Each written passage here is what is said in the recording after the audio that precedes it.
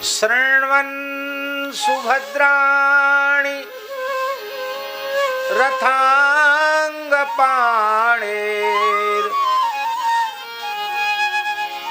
जन्मानि कर्माणि च यानि लोके गीतानि नामानि तदर्थकानि गायन् विलज्जो विचरेद संगः।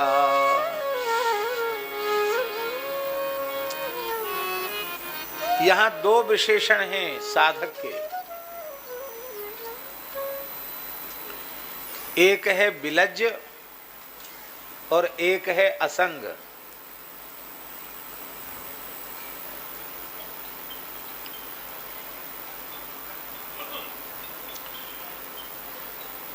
भगवान की भक्ति में लज्जा नहीं करनी चाहिए, बिल्कुल भी लज्जा नहीं करनी चाहिए।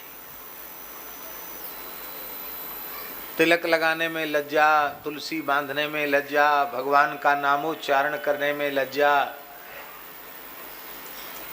कथा कीर्तन में लज्जा।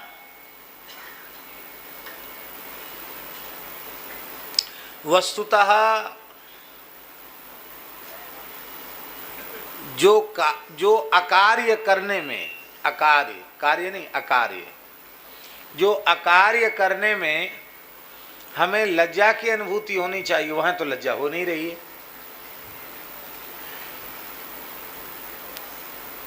और जहां लज्जा करने से ही हमारा सर्वनाश हो रहा, वहां हमको लज्जा हो रही है। लज्जा कोई सामान्य वस्तु नहीं है। कुलीन, धर्मनिष्ठ, सदाचारी पुरुष का लक्षण है वह लज्जाशील होता, लज्जावान होता है। कुलीन व्यक्ति की पहचान है लज्जा, लज्जा होनी चाहिए।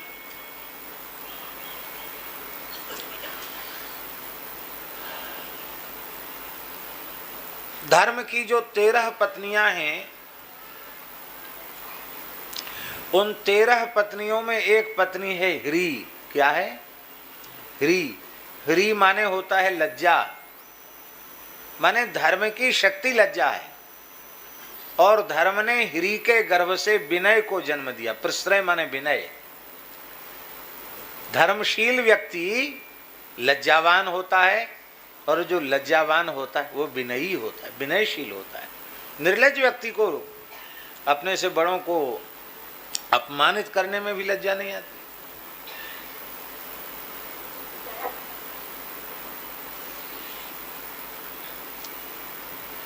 लज्जा कुलीन व्यक्ति का आभूषण है, पर कथनचित हमारे कल्याण में ही लज्जा बाधक बनने लग जाए तो ऐसी लज्जा का भी त्याग कर देना चाहिए।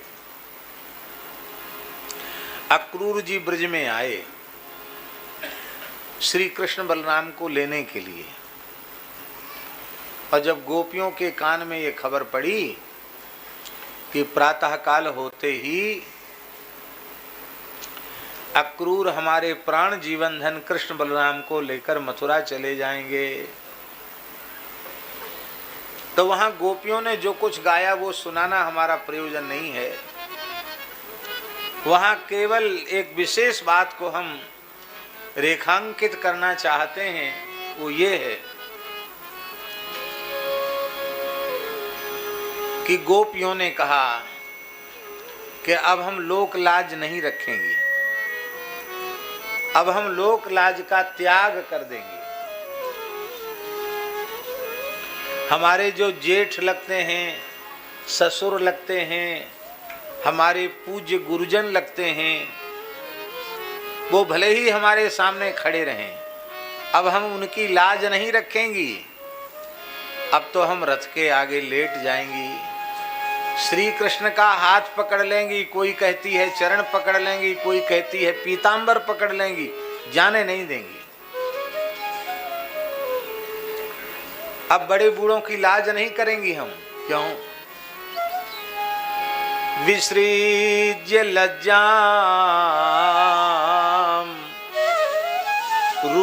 स्म सुस्वरम। लज्जा का विसर्जन कर दिया गोपियों ने। विसृज्य लज्जाम रुरुदुः स्म सुस्वरम। गोविंद दामोदर माधवेति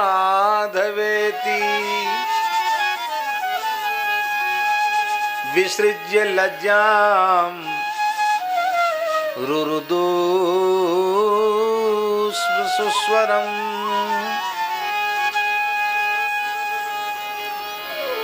गोविंद दामोदर माधवेति।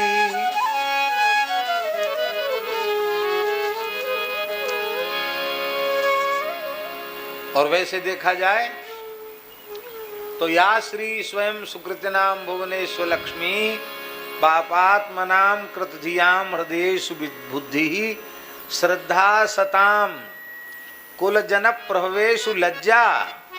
ये लज्जा भगवती का स्वरूप है। कुलीन व्यक्तियों में आप लज्जा के रूप में ताम त्वाम नतास्म परिपालय देवी विश्वम। लेकिन यदि लज्जा ही भगवान के प्रेम में बाधक बनने लग जाए तो लज्जा का त्याग करना चाहिए।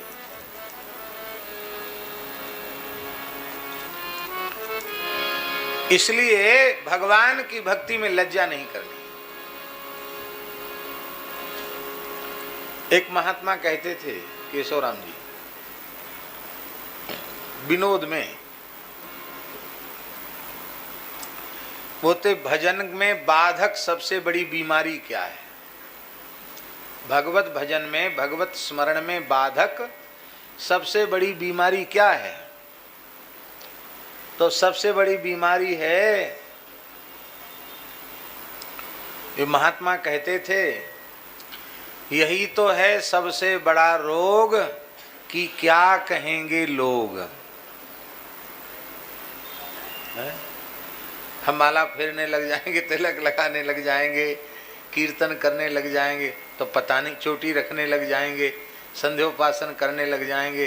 अरे ये आंख नाक कान दबा के क्या कर रहे हैं, पानी में इधर उधर पानी क्यों उलीच रहे हैं, तर्पण करने लग जाएंगे। तो ये जो हमारा साधन है इसमें सबसे बड़ी बात है क्या कहेंगे लोग। कहेंगे तो कहेंगे।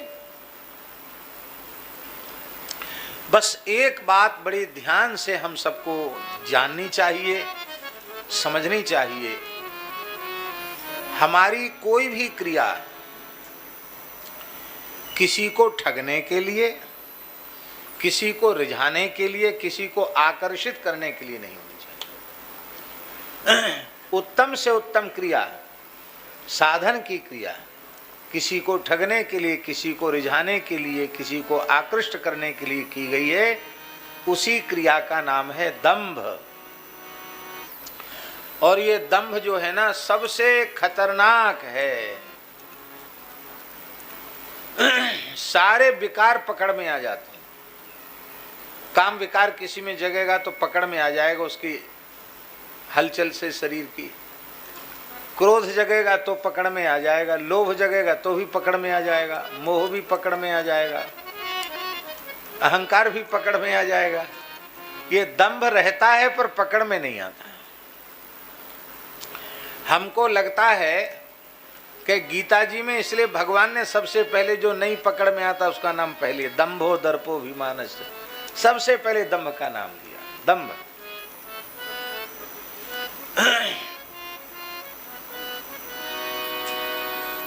हम जो कुछ करें अपने प्राण जीवन धन भगवान को रिझाने के लिए करें बस।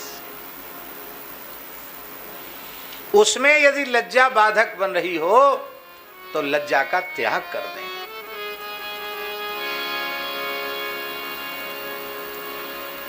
तो एक लक्षण, एक तो साधक का विशेष लक्षण है विलज्जा, लज्जा रहित होकर के, और दूसरा विशेषण है असंगा।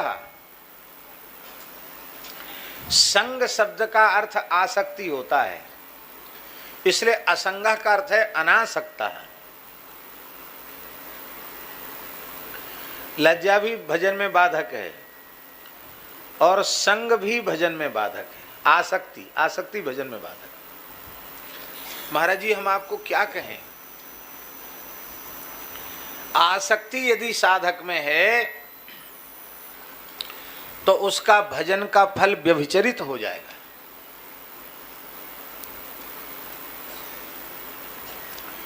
व्यभिचरित होने का तात्पर्य है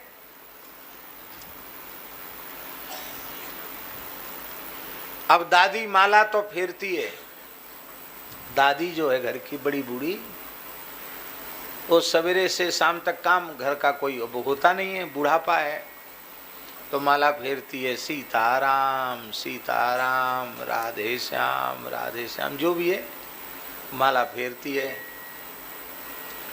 और प्रार्थना करती है, हे भगवान पोती के हाथ पीरे कर जाऊं।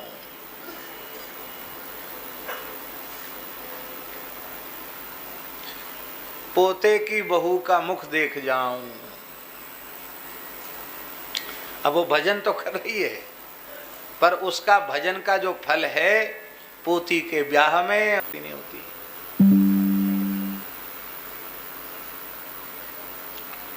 इसी को संतों ने दहू का गांव, जग में कोई थिर न रह पाया, जग में कोई थिर न रह पाया, जिसका धरिया नाम बाबा यह मुर्दहू का गांव। कौन कौन मरे? बोले पीर मुए, पैगंबर मुए, मुए जिंद मुए जोगी, राजा मरे प्रजाहू मरी है, मुए वैद्य मुए रोगी। 9 भी मर गए 10 भी मर गए, मर गए सहस 88, 33 कोटि चौधरी मर गए, मरी काल की फांसी। चांद हु मरी है, सूरज हु मरी है, मरी है धरणी आकाशा, 14 भुवन जलावन हुई है। जलावन माने सूखी लकड़ी ईंधन। 14 भुवन जलावन हुई है इनकी झूठी आशा। तो जब सब मुर्दा है, सब नष्ट ही हो जाएगा, कुछ रहेगा नहीं, नष्ट हो जाएगा मानो उसको नष्ट हुआ ही समझो। तो कुछ तो अविनाशी होगा। बोले हाँ, ज्योति स्वरूप राम एक थिर हैं, ज्योति स्वरूप राम एक थिर हैं, जिन यह सृष्टि उपाई, कहत मलूक साधु को, सर्व सत्ता को काल न खाई। जिनकी सर्वव्यापक सत्ता है उन भगवान को काल नहीं खा सकता, क्योंकि वे कालों के भी काल हैं। और उन सर्वव्यापक भगवान की परम सत्ता से, उन परम प्रकाशमय परमात्मा से जिसने अपनी ज्योति को मिला दिया है, ऐसे भगवत प्राप्त संत को काल न खाई। कौन्तेय प्रतिजानी ही नमे भक्ता प्रणश्यति। तो भाई जिंदा से प्रेम करो, मुर्दा से प्रेम क्यों करते हो? जब भगवान और भगवान के प्राण प्यारे भक्त को छोड़ के सब मुर्दाई हैं, तो या तो भगवान से प्रेम करो या भगवान के प्राण प्यारे भक्तों से प्रेम करो। भगवान के प्राण प्यारे भक्तों से जो प्रेम है वो अलग नहीं है भगवत प्रेम से। इसलिए अलग नहीं है कि भगवान के प्राण प्यारे भक्तों से जो प्रेम करता है वो भक्त उसके प्रेम को अपने से न जोड़ के अपने आराध्य भगवान से जोड़ देते हैं। आप सब स्वामी जी को कितना प्रेम करते, तो स्वामी जी ने अपने से जोड़ा आपको, किससे जोड़ा? सबको ठाकुर जी से जोड़ दिया। सत्संग के माध्यम से सब जीवों को उन्होंने भगवान से जोड़ दिया, ठाकुर जी को जोड़ दिया। असंगता बहुत जरूरी है। गीता जी में निर्माण मोहा जित संग दोषा अध्यात्म नित्या विनिवृत्त कामा द्वंद्वैर्विमुक्ता सुख दुख संज्ञैर् गच्छन्त्यमूढ़ा पदमव्ययम् तत् अव्ययम् पदम अमूढ़ा गच्छन्ति। उस अव्यय पद को, उस अक्षरातीत परमात्मा को, उस भगवत तत्व को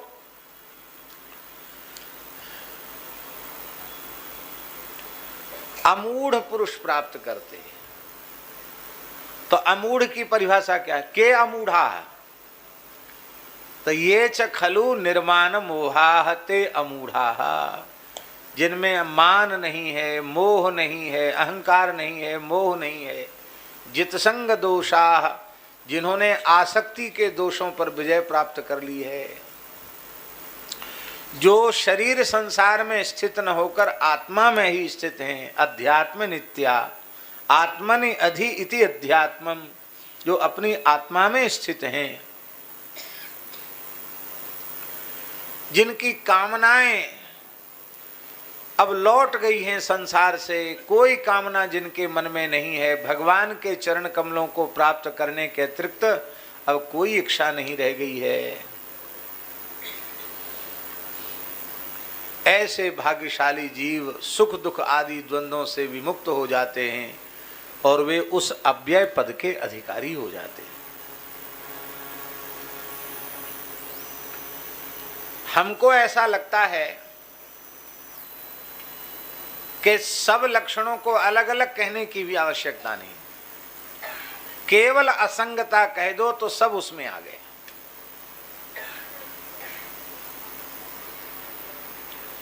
भगवान कपिल देव माता देवहूति से कहते हैं, प्रसंग मजरम पाशमात्मनः कवयो विदुः स एव साधु सुकृतो मोक्षद्वारमपावृतम्। भगवान कपिल कह रहे हैं, शरीर संसार के प्रति जो दृढ़ा शक्ति है वही जीवात्मा का ऐसा बंधन है जो कभी जीर्ण शीर्ण होता नहीं। शरीर जीर्ण शीर्ण होता चला जाता है और आसक्ति का बंधन उतना ही अधिक सुदृढ़ होता चला जाता है।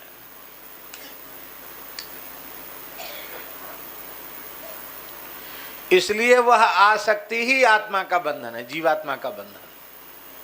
तब क्या करें? बोले सैव साधु सुकृतः, वो आसक्ति भगवत प्राप्त महापुरुषों के चरणों में जोड़ दो, संतों के चरणों में जोड़ दो, तो तुम्हारा मोक्ष का द्वार खुल जाएगा। मोक्ष द्वार मपावृतम, मोक्ष का द्वार खुल जाएगा। इसलिए असंग होकर और लज्जा रहित होकर के भगवान के चरित्रों का श्रवण करता हुआ, भगवान के मंगलमय नामों का कीर्तन करता हुआ, भगवान के लीला चरित्रों का गान करता हुआ और लज्जा रहित होकर, असंग होकर विचरण करे। विचरण करे ये क्यों कहा? विचरेत, विधिलिंग का प्रयोग है यहाँ, विचरेत। इसका मतलब विधि का अर्थ विचरेत, विचरण करे। विचरण क्यों करे?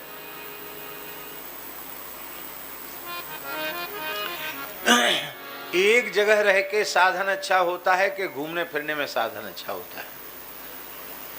लोगों का अनुभव तो यही है कि एक जगह रह करके साधन अच्छा होता है, होता तो है।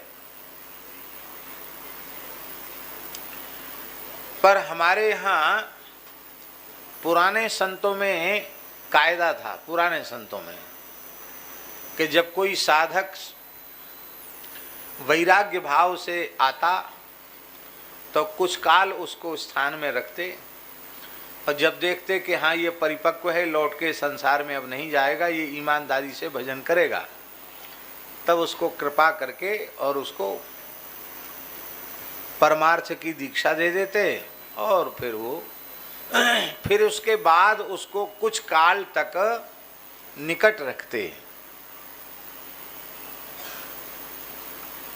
और निकट रहकर वो साधन निष्ठ हो जाता। जब यह समझ लेते कि अब साधन का स्वाद इसको मिल गया है, अब ये कहीं भी जाएगा वहाँ सेवा और साधन से विमुख नहीं होगा, ऐसा जब गुरुजन देख लेते तब उसको कहते कि जाओ चारों खूट घूम के आओ। चारों खूट घूम के आने का मतलब है 4 धाम, सप्तपुरी, 12 ज्योतिर्लिंग, पूरे भारतवर्ष के तीर्थों में पैदल विचरण करके आओ। क्यों भाई, क्यों विचरण करके आए? तो हमको लगता है कि भागवत धर्म की शिक्षा, साधन की शिक्षा तो उनको निकट रहकर प्राप्त हो चुकी है, लेकिन असंगता की शिक्षा उन्हें अभी नहीं मिली है। तो असंगता की परिपक्वता के लिए प्राचीन काल में महापुरुष आज्ञा दिया करते थे कि जाओ अब विचरण करके आओ। हमारे पूज्य गुरुदेव श्री पहाड़ी बाबा महाराज, जिनकी कृपा से हमें ये साधु का स्वरूप प्राप्त हुआ, बड़े अद्भुत महापुरुष थे पूज्य सदगुरुदेव श्री पहाड़ी बाबा महाराज। बड़े दीर्घजीवी थे, लंबी आयु उन्होंने प्राप्त की। अनुमान है कि लगभग 125 से 130 वर्ष की आयु तक वे स्वस्थ विराजमान रहे। और वो कहते भी थे कि बच्चा, जब तक नहीं चाहूंगा नहीं मरूंगा, और जिस क्षण चाह लूंगा उसी क्षण चल दूंगा, ऐसे थे। वो कहते थे कि मैं मृत्यु के अधीन नहीं हूं, मृत्यु हमारे अधीन है। जब हम मरना चाहेंगे तो मरेंगे, नहीं मरना चाहेंगे तो नहीं मरेंगे। और ऐसा ही हुआ, ऐसे ही गए वो। तो महाराज जी अपने जीवन की बात बताते थे कि गृह त्याग करके आए, और उसमें भी बड़े विलक्षण ढंग से गृह त्याग हुआ। बड़ी विचित्र बात है, सुनने योग्य बात है एक संत के जीवन की। ब्राह्मण परिवार में उनका जन्म हुआ था, और उनके नाना जी बहुत बड़े विद्वान थे, व्याकरण के, संस्कृत के, ज्योतिष के, वेद के बहुत बड़े विद्वान थे, प्रतिष्ठित विद्वान थे उनके नाना जी। तो समय से यज्ञोपवीत हुआ, और नाना जी के पास कुछ पढ़ते लिखते भी थे, ज्योतिष भी पढ़ते थे, थोड़ा व्याकरण भी पढ़ते थे। 15-16 साल की उम्र के होंगे। गांव में कीर्तन हो रहा था मंदिर में, और एक दिन की बात, कोई रात की बात नहीं है, दिन की, माने दिन के 4 बज रहे होंगे ऐसा समझ। ठंडी का समय था, तो धूप में बैठ के लोग कीर्तन कर रहे थे गांव के मंदिर के आंगन में। और ये 15-16 साल के बालक ही होते हैं, तो ये वहाँ पहले तो थोड़ा खेल कूदते रहे, बाद में लेट गए, वहीं सो गए। तो एक भयंकर नाग आया, विषधर नाग, और नाग आकर इनके पेट पर कुंडली मार के बैठ गया।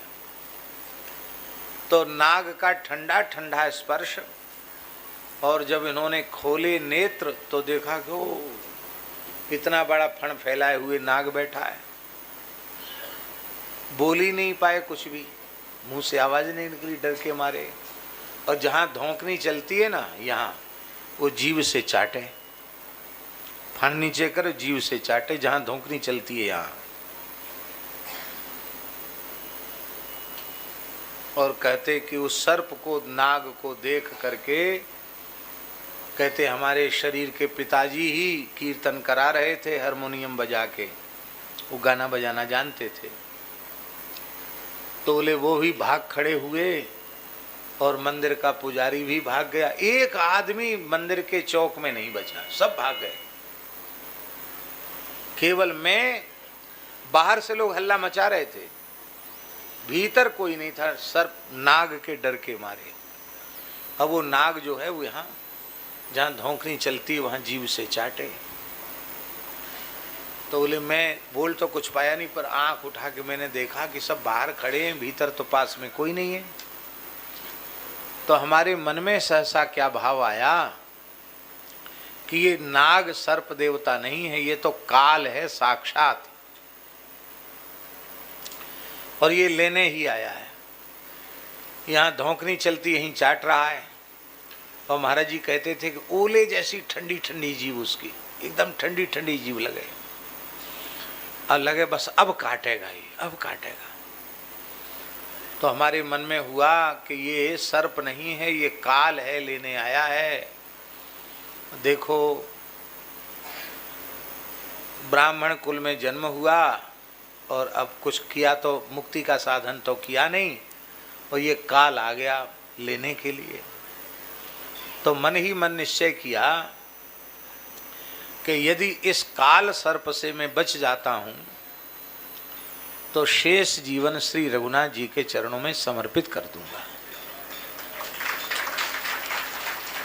यदि हमारे प्राण बच जाते हैं तो फिर बचा हुआ जीवन हम राम जी के चरणों में अर्पित कर देंगे। कहते ये मन में आई बात, और मन में आते ही वो नाग जो था वो यहाँ पेट पर बैठा था, कुंडली मारे, और यहाँ चाट रहा था।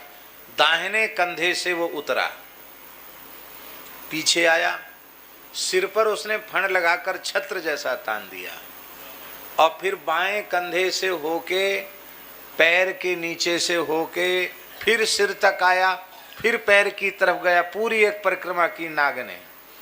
और मैं ऐसा सीधा लेटा हुआ और पैर के पास जाके पूंछ के बल से सीधा खड़ा हो गया। कम से कम 8-10 फीट ऊंचे तक खड़ा हो गया, इतना बड़ा नाग था। ऐसे खड़ा हो गया,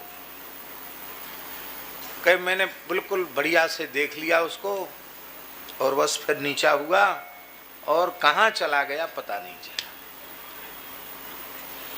कहते इस घटना के बाद से इतना वैराग्य हुआ कि एकदम किसी में भी आसक्ति नहीं रही, न पिता में, न माता में, न भाई में, किसी में आसक्ति नहीं रही, न पढ़ने लिखने में, न भोजन में।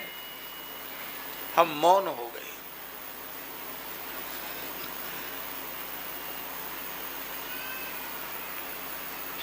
तो लोगों ने कहा कि कोई सांप सूंघ गया, काट गया, कुछ तो नहीं हो गया, मौन क्यों है बच्चा? तो कुछ झाड़ फूक वाली गांव में चिकित्सा होती है, झाड़ फूक की है तो झाड़ फूक में कोई समस्या हो तब ना समाधान हो, झाड़ फूक का कोई प्रश्न तो था ही नहीं। तो नाना जी ही बड़े विद्वान थे, तो उनसे पूछा गया, वो ज्योतिष के बड़े विद्वान थे। उन्होंने कहा जिस मुहूर्त में आप प्रश्न कर रहे हो, उन्होंने बड़े विलक्षण विद्वान थे, उन्होंने कहा कि इस मुहूर्त में यदि किसी जातक के सिर पर उसके दाहिने कंधे से खिसक के नाग जाए और उसकी प्रदक्षिणा करे, तो या तो वह इस धरती का चक्रवर्ती सम्राट होगा या फिर साधुओं में सम्राट होगा, योगी राज होगा। तो अब ये बोले ब्राह्मण बालक है, चक्रवर्ती सम्राट तो बनने से लगा रहा, अब ये महात्मा ही हो जाएगा। नाना जी ने कहा, कहीं हम तो कुछ बोले नहीं, चुप रहे, और मेरी मैया हमको देख देख के रोती, ये बच्चा बोलता नहीं है, खाता पीता नहीं है, बोलता नहीं। अब कोई ऐसा थोड़ी कि बोलना बंद हो गया, हमने इच्छा से बोलना बंद कर दिया था, मौन हो गए थे, वृत्ति मौन हो गई थी।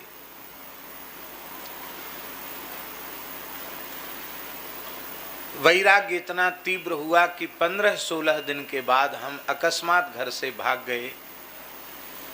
ये पता नहीं था कि कहाँ जाना है, कैसे जाना है।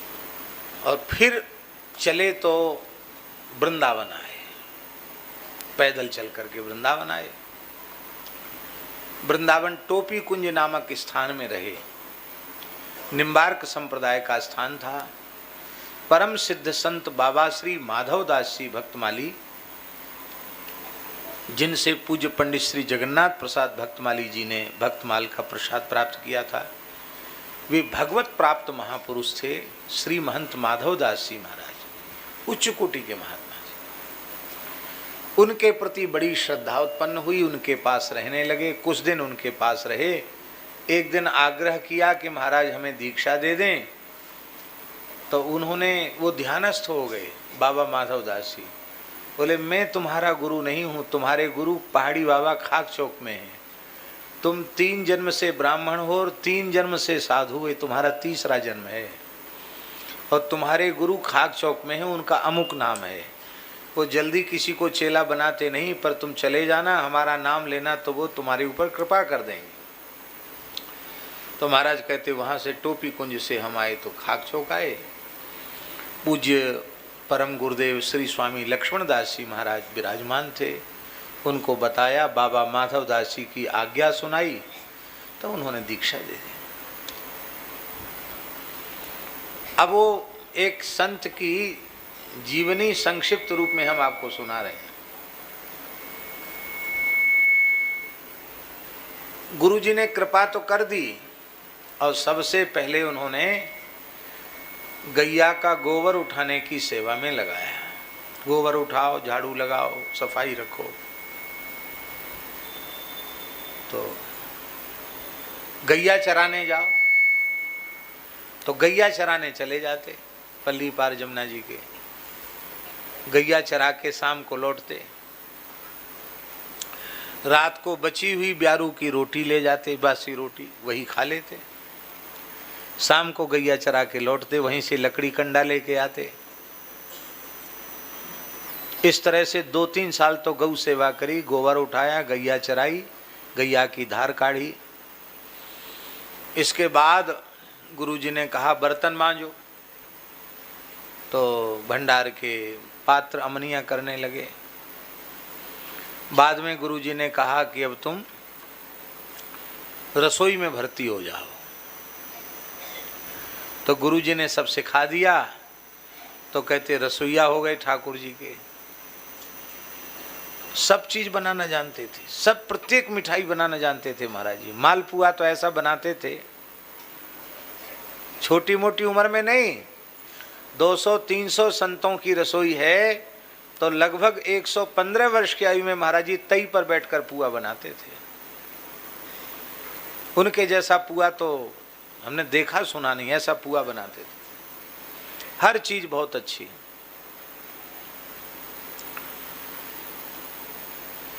तो रसोई में रहे।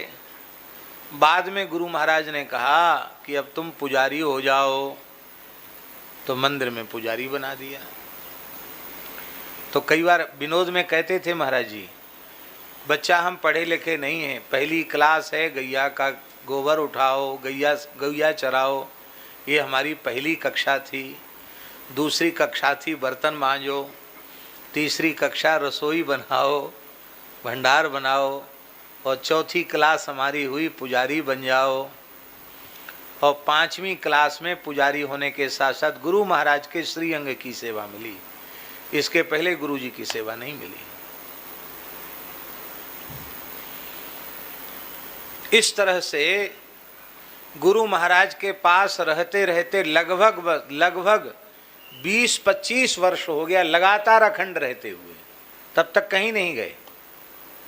20-25 साल तक सेवा ही करते रहे। एक दिन गुरुजी बोले, अमुकदास महाराज का नाम लेके, आज्ञा महाराज जी। बोले जाओ 4 खूट घूम के आओ। अभी बोले तुम देशकाली साधु नहीं बने हो, घूम फिर के आओ तब साधु बनोगे। जाओ घूम फिर के आओ। और घूम फिरने में नियम क्या दिया? 2 रात्रि से अधिक कहीं निवास करना नहीं, वाहन पर चढ़ना नहीं, द्रव्य का स्पर्श करना नहीं, धन और स्त्री के स्पर्श से अपने को बचाते हुए वाहन पर चढ़ना नहीं है, पैदल विचरना है, और विचरने में महात्माओं का संग करना है। ये नहीं कहा केवल तीर्थ यात्रा करनी है, क्या महात्माओं का संग करना है। घूम के आओ। खाना क्या है? बोले किसी के हाथ का छुआ नहीं खाना है, भूखे रह जाओ चाहे। कोई कहता तो आटा ले लो और धूनी का एक टिक्कड़ बनाओ, 24 घंटे में एक टिक्कड़ खाओ और भजन करो, एकादशी जल पी के रहो, और नहीं तो निर्जल रहो। ये नियम दिया। कहते इस नियम को धारण करके 21 वर्ष तक हम घूमे। कितने वर्ष तक? कहां तक घूमे? कहते अफगानिस्तान तक पैदल गए, बर्मा तिब्बत तक पैदल गए। भारत का विभाजन तो था ही नहीं। पूरे देश की संस्कृति, कहां कहां तीर्थ हैं, कहां संतों के स्थान हैं, कहां के लोगों के कैसे संस्कार हैं, सब उनको सब याद था। और फिर इसके बाद गुरु महाराज के पास आए, बाद में फिर स्थान में विराजे, खाकचौक के महंत हुए। इतना सब करने के बाद सन 1932 में वे खाकचौक के महंत पद पर विराजमान। कब? सन 1932 में। इसके पहले 20-21 वर्ष गुरु महाराज के पास रह लिए, 20-21 वर्ष घूम लिए, तब स्थान में महंत पद पर बैठे, और 1932 में महंत पद पर बैठे और 2003 तक विराजे। कितने वर्ष विराजे हैं? 69 वर्ष हैं? 71 वर्ष तक महंत पद पर वो विराजे। हम लोग तो अनुमान ही अनुमान लगाते थे, पर सब अनुमान यही सिद्ध होते थे कि वो कम से कम 125 से 130 वर्ष की आयु के तो जरूर होंगे। एक नमूना हम आपको बताते हैं। हम उनके चरणों में 1985 में गए। कब? 1985 में। तो किसी ने पूछा महाराज जी आपकी उम्र? तो बोले 90 के ऊपर। क्या कहा? 90 के ऊपर। और 1995 में जब उन्होंने हमको वहाँ का महंत पद पर अभिषिक्त कर दिया, तो फिर एक दिन हमने फिर पूछी, महाराज जी लोग बार बार पूछते हैं आपकी उम्र क्या है? अरे बोले बच्चा उम्र बता के कोई पुजाना है क्या? फिर मगर लोग जानना चाहते हैं। अरे बोले वही 90 के ऊपर। तो हमने कहा महाराज जी हमको खूब पक्का याद है, 85 में भी आप 90 के ऊपर थे और 95 में भी 90 के ऊपर हैं, तो 90 के ऊपर कब तक रहेंगे? तो हंसने लगे। और भगवत धाम जाने के पहले लोगों ने बहुत समझाया, तब कहते हाँ 100 के आसपास होंगे, ऐसे बोलते थे, ये नहीं बताते थे। कहते कुछ ऊपर या कुछ नीचे, भगवान जाने।